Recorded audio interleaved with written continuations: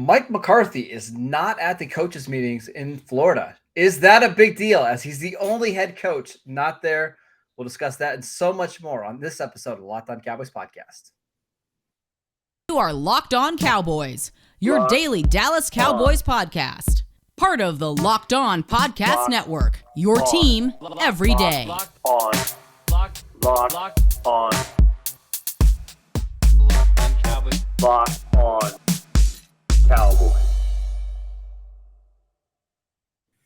Welcome back to the Locked On Cowboys podcast, part of the Locked On Podcast Network, your team every day. We want to thank you for making us your first listen of the day. We are free and available on all platforms.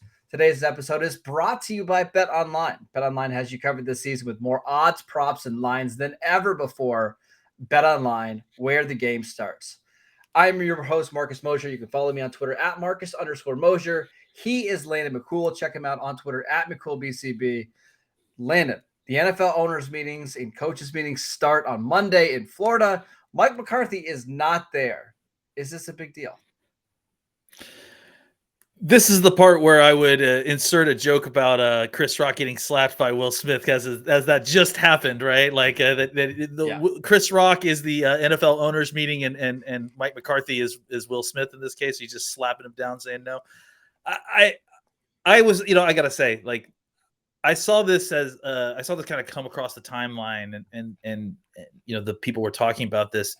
I'm not really sure what the story is here. Like, I honestly, I don't really even know if this is a big deal. Like, it doesn't feel like it's a huge deal. It feels like, that this is something that people are kind of using to support a narrative that Mike McCarthy is, a dead man walking coach, and that Sean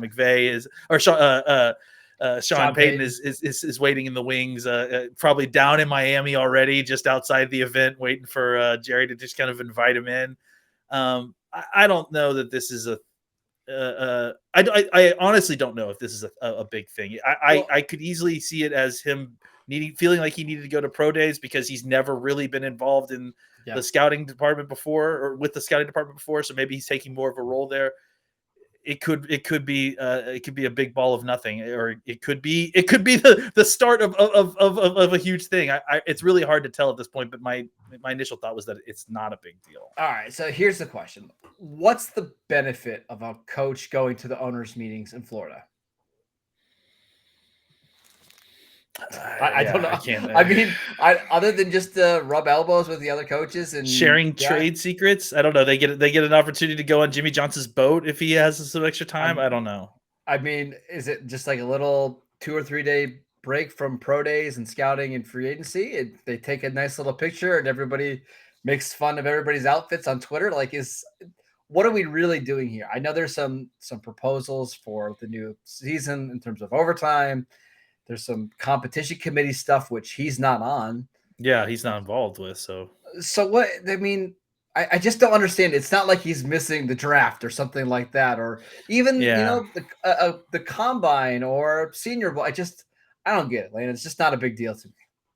Yeah, I think that's ultimately the thing, is that people are kind of looking for something that, I don't know, that there isn't really anything there. Again, I tend to think that this is a situation where people have a narrative, and this kind of fits that narrative. If you like Mike McCarthy, or if you don't like Mike McCarthy, this is a way to say, hey, he doesn't mess well with coaches. Days are numbered. Look at this. Like, I mean, but if you like him, it's, hey, he's out doing his job. Everybody else is relaxing, and he's out working. So you can spin it however you want to spin it, right? Yep, absolutely. I mean, if you want to believe that this is a huge deal, and that the fact that he didn't show up is because Jerry didn't invite him and his days are numbered, and there's a rift, you can believe that. There's nothing here to stop you there, but I just don't. There's nothing here that indicates that there's a problem here either. I think that anybody that's kind of reading the tea leaves here and assuming that this is the beginning of the end or something for Mike McCarthy, I don't know that that's necessarily the case. Yeah, it's just not a big deal to me, Landon, at all. It's just it's hard to get like up for this, right? Like, maybe if there was more like there was a rift between the front office and then Mike McCarthy, left and decided to spend some time apart. But it's just I think we're just kind of looking for things that fit a narrative here, and that's the point. Listen, if you want to be angry and upset with the Cowboys, there's a lot to be upset with. Sure, this just really isn't one of them, right? Pick your battles, Cowboys Twitter. Just telling you. No kidding. This is a small potatoes thing. We're going to talk about some of the things that Jerry Jones said at the owners' meetings, which is at least a little bit more interesting. I don't know. We'll talk about all that, but let's take a quick break so we can tell you guys about Built Bar. This time of year, almost everybody has given up on their New Year's resolutions, but not us. We are sticking to ours to eat better thanks to Built Bar. Built Bars are covered in 100% real chocolate, and they only contain 130 calories, 4 grams of sugar, 4 net carbs, and 17 grams of protein. Compare that to your average candy bar, which has 240 calories, 30 grams of sugar, and it's not even close. They also have so many great flavors, including mint brownie, coconut almond. And the new flavor this month is white chocolate cookies and cream. They are all delicious, and they've got new flavors coming out all the time. Go to built.com and use promo code LOCK15 to get 15% off your next order. Use promo code LOCK15 for 15% off at built.com. All right, Landon, let's dive into some quotes from Jerry Jones, and that's always a scary thing to do. But talking about Randy Gregory, he said that we had no surprises when it came to Randy Gregory and Randy Gregory leaving. And he said the most telling part from his quote is that we got at least 3 more top players from what we would have spent on Randy Gregory there. I want to know who these 3 top players are that they got instead of Randy Gregory are, but clearly Jerry Jones doesn't seem to be bothered by losing Gregory or Amari Cooper. Yeah, I mean, obviously, I feel like one, he's telling the truth about, and one, he's lying. I think he honestly doesn't miss Cooper, but I think that Randy Gregory was a fish that got off the hook for him, and I don't know that he wants to admit that. So, I think it's hard to believe that he feels that way when they made such a strong effort to sign Randy Gregory. It's like with Cooper, like this has been brewing for a while, and the tea leaves have been there for this, well over a year. For Gregory, every indication was that they wanted to re-sign him. They made an offer. The deal got announced. Yep. I have a hard time believing any of that. I mean, I can believe the Cooper thing, but the Randy Gregory thing, that was definitely not their plan A. No. And I think, they've done what they can to kind of get to a plan B and reuse that money. And I don't think they're done there. But I think to pretend that this was something that they were planning on doing, or they weren't surprised by this, that goes against every single thing we've heard. Yeah. Now, they have some money still available, and I think it was Stephen Jones that said today that they still expect to be active in free agency. We'll see, but they're bummed out about losing Randy Gregory. They've given him a lot of money over the last couple of years. This was actually been Gregory's 3rd contract with the team. They spent a lot of time there. He was finally starting to develop. As much as Jerry Jones wants to spin it, I know that they're bummed that they lost Gregory. How could you not be? Yeah, and honestly, I mean, you can support the player and still feel like the Cowboys ownership feels burned by Randy Gregory, or feels like they are personally insulted by how much they have given him opportunity after opportunity, and then to have it end like this.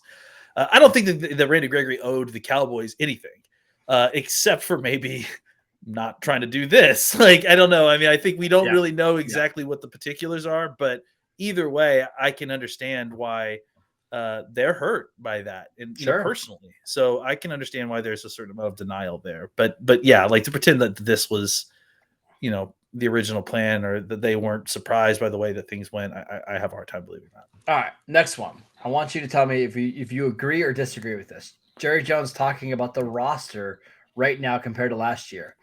This time last year, we didn't have Micah Parsons, but yet we got better. I like where we are right now compared to this time last year.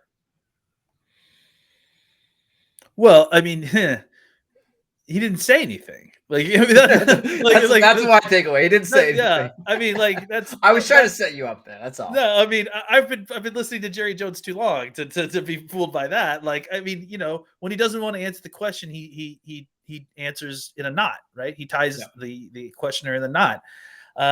He says he feels good about this team relative to where they were last year. I mean, but that doesn't really tell you how good he feels about the team overall. It just says that he felt good about the team relative to where they were pre-draft last year. Look, I mean, I think it's probably pretty comparable. You were going into that situation. Think about how we felt about the secondary going into that draft. I think that we were very nervous that if they didn't get at least one of those corners in the first round, they were going to be in real trouble, the secondary. And that did not end up being the case. Well, and look how we view the secondary now, right? Exactly. The secondary is the most – and look – it's just like everything else. Like, I mean, I hate to be like this, but how many times have we come on here and said things are insanely unpredictable? Like, your strengths become weaknesses, your weaknesses become strengths, all in an off season. So relative to what he's saying, yes, it's a bunch of nonsense. It's just kind of tied and loose. But at the same time, there is something to the idea that, how many different times did we think last year that we were in a terrible spot and the roster was not where it needed to be? Sure. And then 2 or 3 things that we absolutely did not expect to happened, and it ended up better than we were. I can't predict that this year. I don't know that that's going to happen this year. Well, but I just think the absolute idea that doom and gloom is on the horizon is. It's a 50-50. It's a coin flip, honestly. All right, let's do this. Let's run through the positions really quickly. You tell me if you feel better now or last year at the same exact time. Okay. Oh, so boy. Remember the roster from I know. Yeah, okay. Quarterback. I feel better, actually. Quarterback? Because last year at this time, Dak didn't have a contract, right? I don't believe so, at least. Or he was close to having a contract and coming off a major injury. Right? Yeah, I would say quarterbacks, no doubt. And on top of that, also Cooper Rush you feel better about as well. So after running back. I think you feel the same. I don't know. I mean, I maybe even a little bit better because I feel like Zeke at least played better than I expected him to at points last year. So and I also maybe even a little bit better because I feel like they are more willing to give Pollard a little bit more of a load next year. That's fine. Wide receiver. This is one I think is pretty easily to say. Feel better last year, right? Probably so, yeah. Definitely. Tight end. I probably the push, maybe. Maybe because a little bit. Schultz had a really nice 2020, but we weren't sure, where he was at. Jarwin tore his ACL, so we weren't really counting on Jarwin. Probably a push, right? But Jarwin hadn't tore his ACL yet, had he? So we thought that Jarwin was. No, Jarwin did. Remember, he tore his ACL at the beginning of the 2020 season. Oh, okay, yeah. So he was coming off a torn ACL. I would say it's push, probably. Offensive line. Now, this one's trickier than I think people think because, yes, they had Lyle Collins on the roster last year, but he never played a game. We had no idea what kind of shape Lyle Collins was in. Plus, Terrence Steele was coming off a really bad season, but they did have Connor Williams still on the roster. Tyron Smith was coming off a major neck injury. I think on paper you can say last year better, but maybe not. I kind of think it's a push, honestly, because you didn't know how Tyron was going to bounce back from the neck surgery, which, say what you will, his issues last year didn't seem to be built around that, which is a good thing. His time away was dealing with the high ankle sprain, so I think that points to good things for next season. Obviously, like you said, Steele is in a better spot than about 2,000% better than we expected at this time last year, right? The depth is one thing that really worries me, right? Because you just don't have a swing tackle. At least last year you had Steele and Nasecki at this time, right? Maybe they bring back Nasecki. That's why I was thinking. Like, honestly, I think swing tackle is a position that one of those positions you can easily get later, right? Because there's veteran guys that you can bring in. What about? Are we just going through the offense? What about defensive line? I think better, right? Like, no. If we're doing the entire defensive line, it's probably. So it's probably a downgrade, right? I don't know. I mean, it depends. Like, are we counting Micah Parsons' rush in that? Because if we are, we didn't really have that awareness about him at this point last year. Well, no, because he wasn't on the team, right? It's Gregory and Lawrence last year versus Lawrence and Parsons this year. That might be better, or it might be at least a push. At this I think it's a push. Linebackers. This one's tricky because I think we felt good about the linebacker depth last year with Keanu Neal, Jalen Smith, Leighton Vander Esch. Now it's just Vander Esch and sometimes Micah Parsons. Well, I mean, yeah, like I think at this point last year we would have said that the Cowboys had the deepest linebacker core in football. In fact, I think we were saying that. A lot of that to find two guys that could play at the same time. Yeah. I mean, again, going back to exactly what I just said, how many different times have we thought this and ended up being completely not that? So that works both ways. I do think that the linebacker core is probably a step back as we stand right now. They need another guy, right? Yeah, they're just short numbers, I think, as it stands. And that's one, though, if they sign a linebacker this week, and not Bobby Wagner, which we can talk about in a second if we want to, but a competent NFL starter, I might feel better because I know what the upside is with Micah Parsons compared to, people that listen to this podcast know how I felt about Jalen, even at this time last year, right? So with Vander Esch, a year removed from the neck injury, Micah Parsons, Jabril Cox, veteran linebacker X, I might feel better. And then the secondary, massive upgrade compared to where we were at last year, right? Diggs took a step up. Yeah. You have a guy in Kelvin Joseph who you like potential. Anthony Brown just played, at least in my opinion, the best season of his career. You have Jordan Lewis under contract. You've got guys even down roster that you like quite a bit. This is the best safety room we've ever seen not ever seen.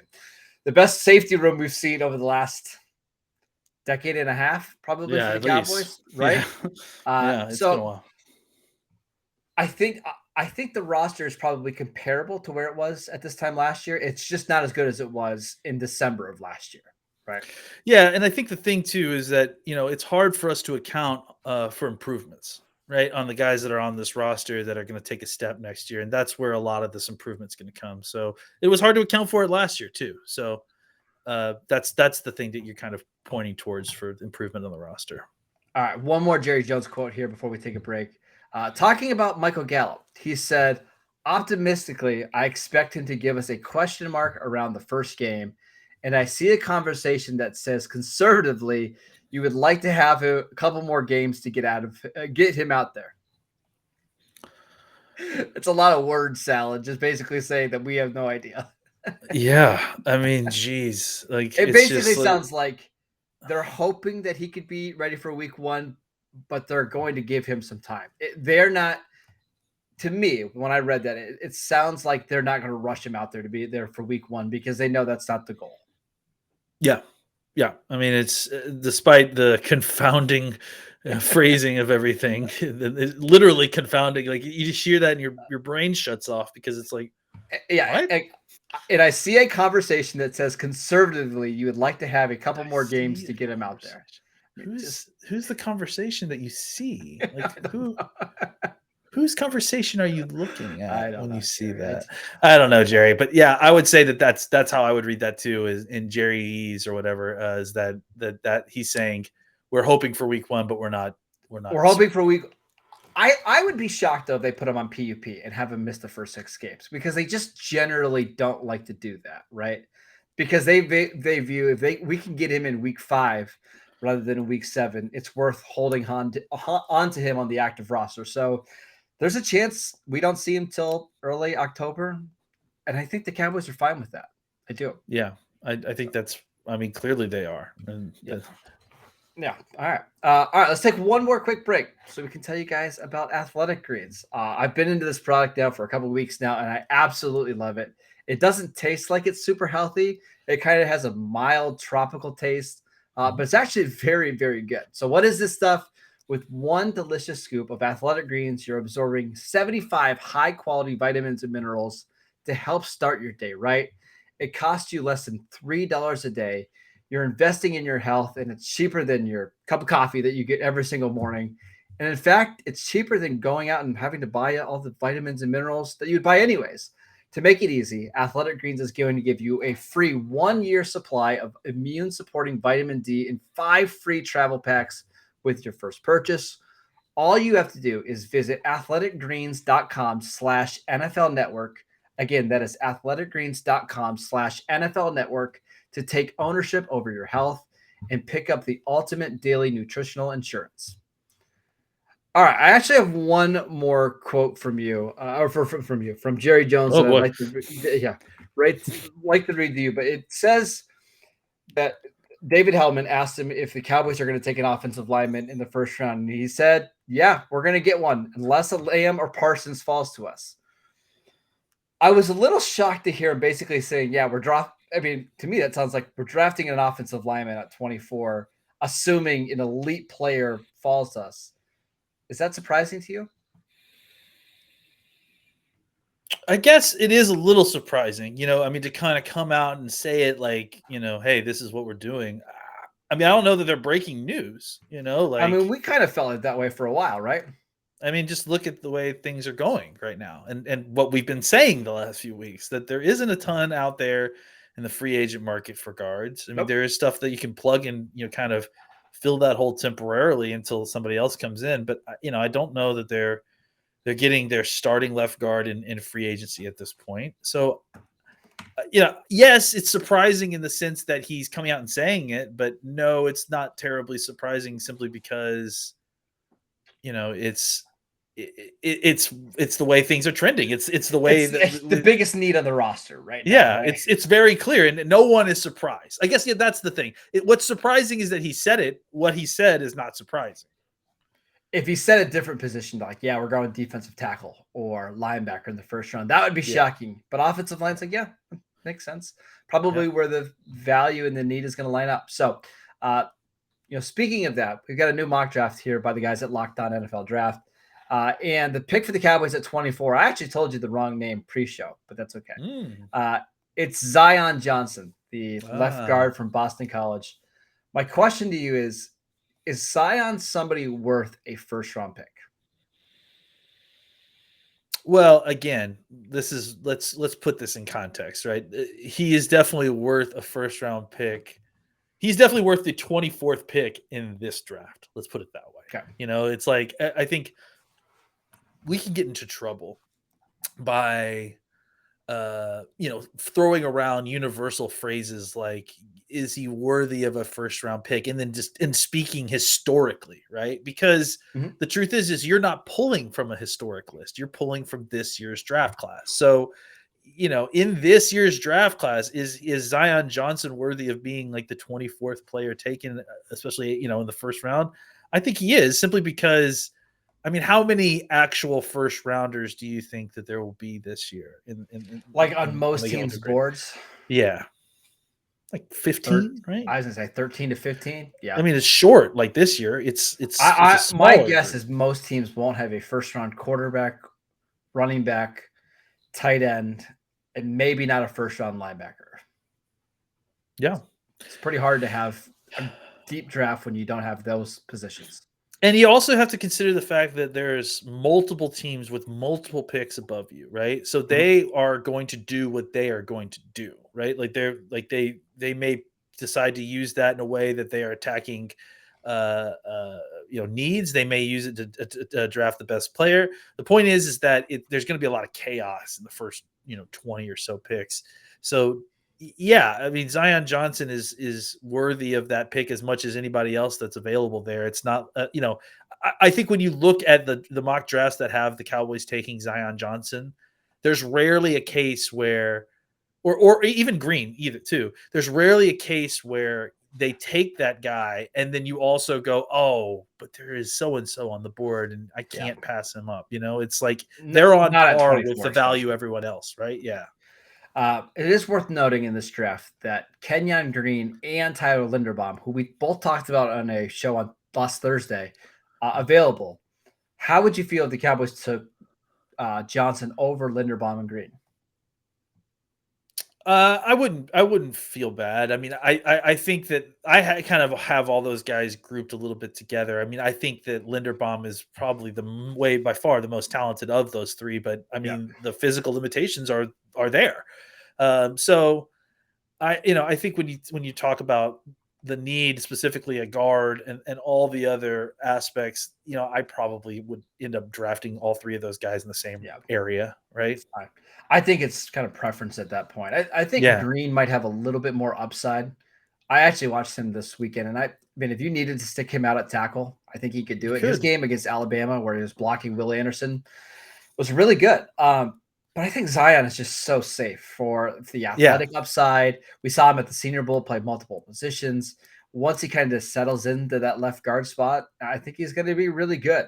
I'd have no problem at all with the Cowboys drafting any of the three of them and would feel good about all of them. Yeah, I think, the funny thing about Zion, and we mentioned this before, is that he has upside because he hasn't played the position a lot. And he has, technical aspects of his game that maybe should or should not be fixed. I mean, that's up to the offensive line coach. But the fact that he's 24 years old with upside, that he's still growing into the position, that's an interesting prospect. Yeah, sign me up. I can't believe I'm vouching for a 24-year-old offensive lineman. I can't either. I can't believe changing as I'm getting older, Landon. You're softening, right? Softening up. I'm not an ageist anymore. All right, that is it for today's show. Thank you guys for tuning in. As always, you can download the show wherever you get your podcasts. You can check us out on YouTube. You can check out Landon at McCool I'm at Marcus_Mosher. We'll see you guys back here tomorrow when we're answering your Twitter questions. Maybe. Just maybe we'll get some free agency news. We say that every day. We say that maybe. They signed two guys on Friday night. The only night that we didn't do a podcast, and it's whatever. It's okay. They're following our schedule apparently. We'll see you guys back here on Tuesday.